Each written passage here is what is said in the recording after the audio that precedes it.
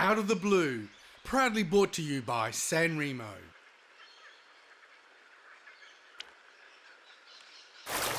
Another surprise! Out of the blue, You want that with fries? out of the blue. Come with me across the sea on a barbecue. We're gonna cook for you. Nothing but blue skies!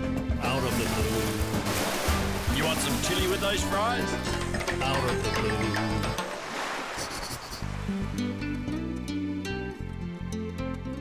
Hi and welcome to another episode of Out of the Blue. Well, today's program comes from the beautiful River Murray and we're on board the PS Murray Princess. PS, I hear you ask? Paddle steamer. More about that later. On today's show, we take a tour of this delightful paddle wheeler. And Michael and I cook up a seafood chowder for the waiting crowd. And on the way home, we stop at Stirling and visit the Mount Lofty Botanic Garden. And that's where we whip up a tasty lamb ragout. Let's get started. And Michael's going to show us around this beautiful classic boat. It's a great sight, isn't it? This big paddle wheeler winding its way downstream on a sunny winter's day. She's a beauty, all 67 metres of her. And on this 4-night cruise, she's approaching her evening mooring place. It is just a beautiful afternoon here on the River Murray. So I'm just going to go and see Captain Matt to see what's up. Hi there, Captain Matt. G'day Michael, how are you? Pretty good, thanks. Whereabouts are we? A place called Piggy Flat, about 25 kilometres upstream of Mannum. And heading towards where tonight? A little mooring we've got opposite Young Husband called Lake Carlette, beautiful little bush setting. What about the afternoon? How good is it? Magic, isn't it? Oh, stunning. Meandering along at about 8 knots is a very relaxing way to go along the River Murray. The scenery seems to just float past us with plenty of time to enjoy the view. This is the largest watercraft on the River Murray. She was built in Goolwa in 1986 and she can carry up to 120 passengers with 24 very attentive crew. Now we've been talking about paddle steamers, but this is the power end of the paddle steamer. This is the paddle wheel, all 14 tons of it, made in South Australia. And those paddles go into the water around about 600 millimetres and thrust the water through. And that thrust of water also helps steer the boat because the pressure goes over the rudders. Without the power from the paddle, there's no steering from the rudders. It really was a work of art. The round hoops and the wood go through the water and push this beautiful vessel all the way up and down the River Murray. From the 1850s onwards, it was the main mode of transport. Life revolved around the paddle steamer on this river. The simple fact of it is they're not making them anymore, so it's a very traditional way of propelling a boat, and very few people can say that they've driven one, really. Now we see people out enjoying themselves on pleasure boats, lots of ski boats, and in this section of river down near Mannum here, lots and lots of houseboats journeying up and down. And then, you know, the odd occasion we'll see a fleet of a few paddle steamers making journeys up and down the river to reenact the historical side of it. So pretty special to see that sort of thing. It's just great to be aboard. And still to come, more from the PS Murray Princess. And then Michael has a recipe for a delicious seafood chowder.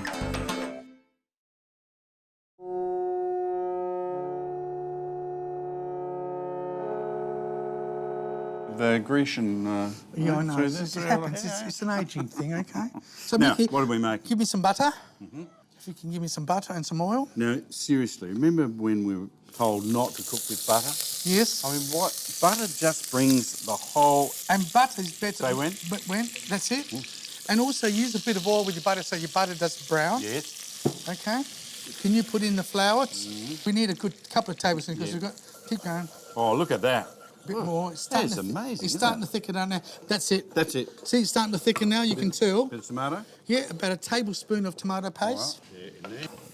Can you just pour in the stock? And as I keep mixing it, Yep. This is the homemade stock. let's see. 1 hour maximum, Yep. 6 litres, couple of kilos of bones. Saffron gives it flavour and it gives it colour. Oh, look at that. Okay, and I use saffron when I'm making a bouillabaisse. Yep. And fennel is used, it's got that aniseed, which is Pernod. Wonderful. More stock? Yes, more stock. How many people got out there? 1, 2, 3, It's a few, Mickey. 4, 5, 6, And 28, while you're 29, putting in 30. that, I've got to put in my Celery. vegetables, which I should have put in a bit earlier, but it doesn't matter because they're finely diced. And by the time everything boils, More? yes, I reckon we need all that stock. Okay. Good Onion? Onion. Now, leeks, honestly, cooking with leeks, I think people are rediscovering leeks. You know, rather than going for a brown onion or a white onion, if you use leeks and then cut them up very finely, they're absolutely fantastic. Okay, this will take a while. Yep. We need to bring it back to the boil, and then we're going to put in The seafood. The seafood. So we'll put the lid on and let it go until it comes back to boiling point. Now, this has been boiling for, 15? Yeah, about 15. Now Yep. the seafood. What would you like first? Prawns. Prawns. They've been just South cut Australian. Beautiful prawns. Look at that. That's taken you 10 years to hold that. up. That's it. See, what Mussels? happens normally when we present the seafood like that, it goes like that, and so you don't see what goes. It took us 15 years to work this out. You go like that. Simple so you show the instruction. camera. The scallops, Oh, look at that. and they got their roe. See that? That's the female scallop. That's the roe. Batati. I'll give that a stir, and if you want to season it off with, Paprika. A little bit of that. yep, that should do it. We work to exact measurements, all right? And Never this- try to copy our this recipes. is We've got cayenne no pepper. idea when we've got to write them up. This is a little bit more potent. That should do it. Yep. And Worcestershire sauce. This is it. It's Because I beautiful. always had a speech impediment problem. So could you just put in a little bit of that? How we've stayed together for all these I years. don't know. I do not know. Okay. No idea. And then we'll put in a bit of parsley, Fabulous. A little bit of cream. a bit of over cream. there. It needs to boil a bit more, but Yeah. how's that for a pot? Big cut. I know, it's trying. Thank you. Thank you. Here it is, seafood chowder for the hungry crowd. I've been aboard the P.S. Murray Princess for 3 days now, so I've really got into the rhythm of this leisurely journey along Australia's greatest river. I just love watching the scenery go by, especially these red cliffs, and of course, the bird life. We get everything from local water birds, local waders, birds of prey, whistling kites everywhere. Currently we've got hundreds of pelicans gathering up at night, attracted to our lights. And then over the summer months we get migratory waders that we see along the edge, all the way here from the northern hemisphere to escape the winters. And quite remarkable to think that, they realise it's a special place, so they're coming all that far to see us. The guests on board today are heading off in the tender for a spin around the river. Before we head off, just a bit of housekeeping. You need to remain seated at all times. Everyone just keep your hands, your legs, everything inside the boat, okay? With everyone safely on board, the excursion gets underway, zooming along at a pretty good clip and with a great view of the big stern paddle wheel. With the Murray Princess safely moored for the night, the guests are made to feel very special at tonight's Captain's Dinner. Of course, Michael and I get pride of place next to Master Matt, and there's plenty to talk about after our voyage down the Murray. But this is the highlight. Ladies and gentlemen, on behalf of the Captain and of course Captain Cook Cruises, we now like to present to you our Captain Seafood Buffet.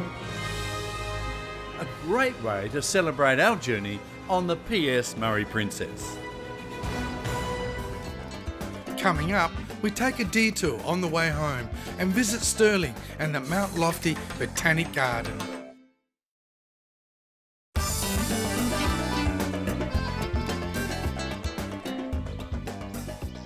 Hey Rob, tell us about the history of the Mount Lofty Botanic Garden. Well, it really had its origins with Noel Lothian when he became the director in 1948 and came into being after that. Former director Bailey was talking about the need for a cool climate annex. The board then agreed to Noel Lothian's suggestion in 1948 to 52 period. The land came up for sale and the first 45 hectares was purchased then. It's since grown to now over 100 hectares. It's fairly unique particularly in Australia, maybe even around the world. It is a very large piece of land for a botanic garden. What about the challenges you've had here? First of all, setting it up as a botanic garden. What sort of planning would have gone behind that? Well, first of all, they got a landscape architect, the first landscape architect in Australia to be involved in designing a garden, so that was back in the 60s. They planted up in-ground nurseries ready for the development of the garden, and then started planting according to that master plan that was developed by Alan Corey, the landscape architect. Wow. Now, you know, as far as challenges go, 1983 bushfires, you can't get much bigger than that. After Ash Wednesday, a lot more money was put into infrastructure, irrigation. The lake was brought online with pumps to be able to pump up the tanks. What are some of the comments people make when they discover the Mount Lofty Botanic Garden? First of all, to have something like this that has been around for so long, and then people discover it and say, you know, I never knew this existed and all of that sort of stuff. Tell us about the Magnolia Gully behind us, because it is pretty special. It is. It was started by a man named Nichols in memory of his wife, and it's certainly a unique display of magnolias. You don't often see magnolias en masse like this. So from that point of view, this garden's got something that no other garden in Australia's got. So the rhododendrons also, I mean, it's your first love, I think, garden plants. Yeah, definitely. That's a spectacular one behind us. It is, yeah. Gloria Pengeric, which was bred in Cornwall, and one of its precursors is just down the road here, Rhododendron arboreum, and another one's just down the hill, Rhododendron griffithianum. So they did a lot of hybridising. There are about 30,000 different rhododendron cultivars. Just quickly, just spend 30 seconds on hybridising. What does it mean? Okay, it means you're actually taking pollen from one, transferring it to the other onto the ovaries, and then that means that you're doing the work of the bees, but there's more control. And then after you've done the job, you cover it up so nothing else can confuse the issue, and then you get a new cultivar. Here in Adelaide, suburban garden, what do you reckon, have a crack at them? Oh, there's certainly some of the smaller ones that you can go for, and certainly the Virrea rhododendron group, which come from the highlands of the tropics. Definitely worthwhile growing as a container plant. Just as good as orchids, just as easy as orchids. So you can use orchid compost to grow them in. They do quite well in Adelaide, in the suburbs. So there's always a rhododendron for somebody. And finally, the white one. The white one down there is Rhododendron grande, and that is one of the species that comes from the Himalayas, as do a lot of them. There's about 35 different species in Sikkim, but throughout the Chinese Himalayas, there's probably 150, 200 species. Are you hungry? Always. I'm just going to find my mate, and we're going to cook up a ragu. So if we do it the right way, as I plan to, you'll love it. Thanks for that, Mike. It's a pleasure.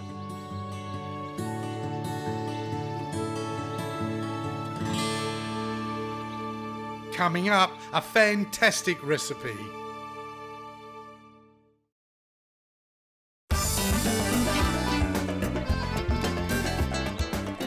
Bob, what are you doing that for? Because it's cold, and how are you keeping warm? What a wuss. What a wuss. How come you got your hands behind your... Yeah, what a wuss. Well, sadly, I had to take them off. And it is cold. It's raining outside. And look, you know, part of the appeal to the Mount Lofty Botanic Garden is it's seasonal.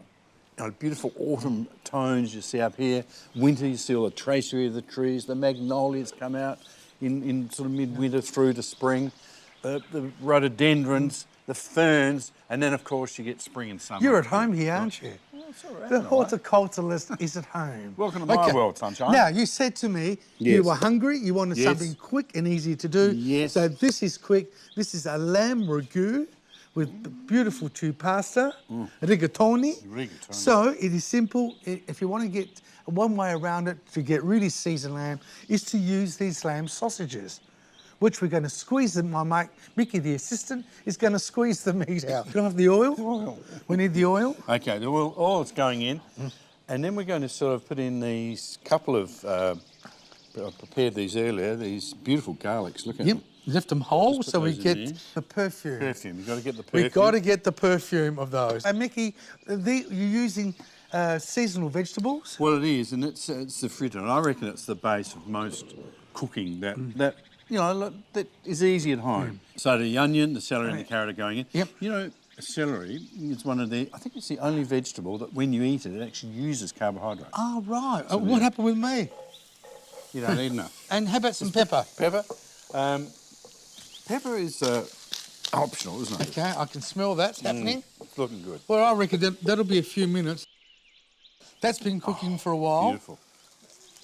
Right, Sausage. okay, we're going to make our sausage, squeeze them out. And remember, you can use any sort of sausage you like.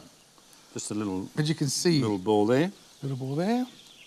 During the warmer months and the sunnier days, the crowds that come to the Mount Lofty Botanic Garden, it's one of 3 of the botanic gardens here. We've got Watunga up at Blackwood. I can't forget And that. we've got the one on North Terrace, of course. And then there's one also up at the Port Augusta, which is the arid land. Oh, botanic. I've been there. We've been there, haven't we? That's absolutely superb. So we, from a state's point of view, we do very well with Botanic Garden. This one's very special, though. This is quite famous around the world. And, you know, like all of these places, the volunteers play an amazing role. An amazing role. I noticed there's guided tours on certain days. Yep. There you go. Done, all done. Now, Mickey, we'll give them a bit of a stir just to make sure they Brown them cook up on a all bit. sides. I reckon we need about 3/4 cook them like this, Mickey, until they're brown. We're going to add the wine, about 3/4 cup of wine, Yep. as long as there's enough for us, and until it evaporates. And then we go from the next step. I like these little step recipes. I mean, and look, seriously, don't be fooled. Anyone could do this.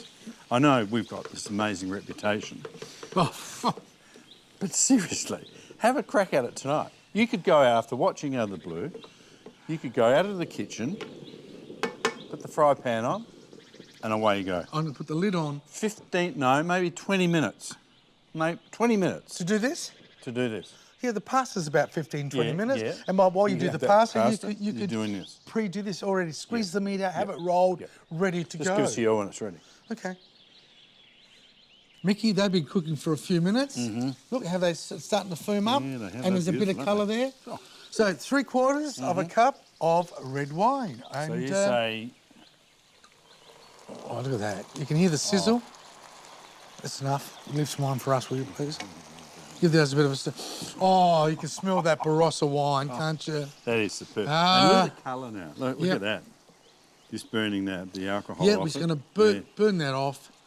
And then we'll just... Actually, I might You're going to put it down? Okay. bay leaf in there. I think so. Why Maybe would you another put one? one? I'd Why not? put 2, 2.5. 2.5. Okay. Now There we you are. can use it dry or fresh. And a lot of people go into fresh now. It's got a little bit more taste. You just sort of snap it in the middle. Now, this sound like a little thing, but if you're going to evaporate any liquid, always have the lid off so it does evaporate out, okay? The things we're learning today. Yeah. I'm impressed with this, Michael. Seriously. It's evaporated. Yeah, just on that, Yes. you could not believe how almost identical every little piece of sausage is. I mean, it's as though you had a machine. We did. Except they were Oh, thumb. it was I think it was the thickness of our thumb. Okay, there we Okay, go. when I put the passata, I reckon a bit more. Let me just make sure we got a good coating of it. Let me mix it. Oh, I can smell the passata too. And Mickey, you know what I reckon we need with the passata? Some pepper, some more pepper. Let me just rest that there. I reckon that's good.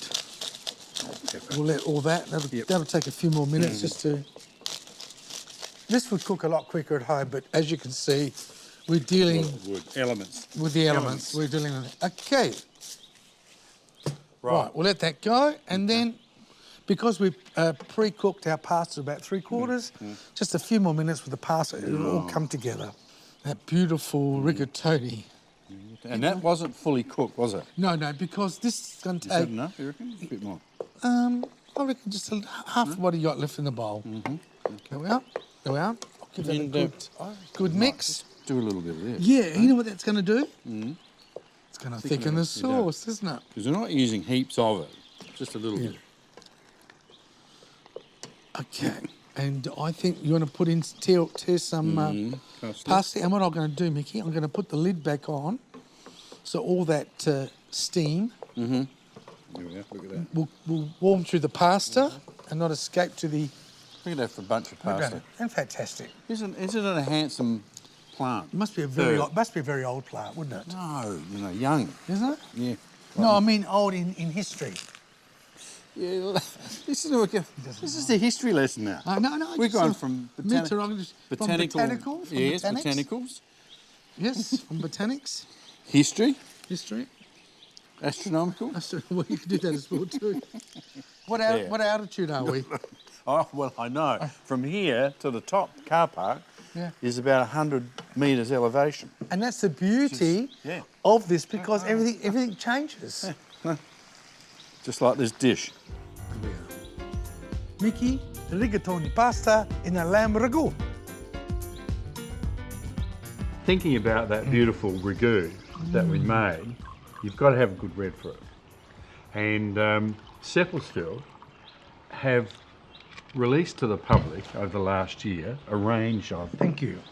beautiful Barossa wines, including this Shiraz. 2016, and it's a tour de force of spices. Spicy sort of, you can taste it.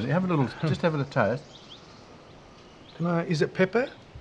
Well, more spicy, I think. You know, sort of clovey type spices that you'd have in your kitchen. But what it does deliver to this ragu is beautiful balance. Okay? Have a meatball now. Yep. Try it up. All right. Mm-hmm. Okay. A sip. Mm-hmm. How good's that?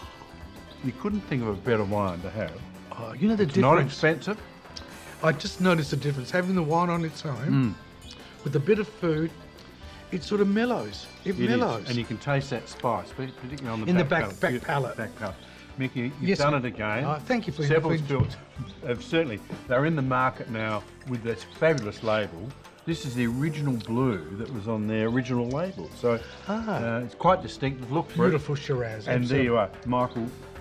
Sadly, Yep. our show's come to an end. Are we, Mickey?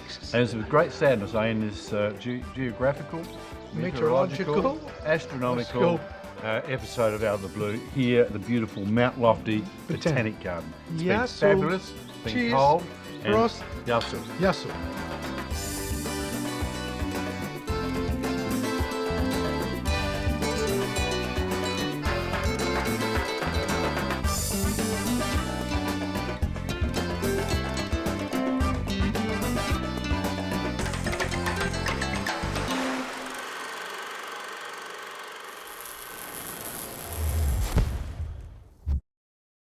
Out of the Blue, proudly brought to you by San Remo.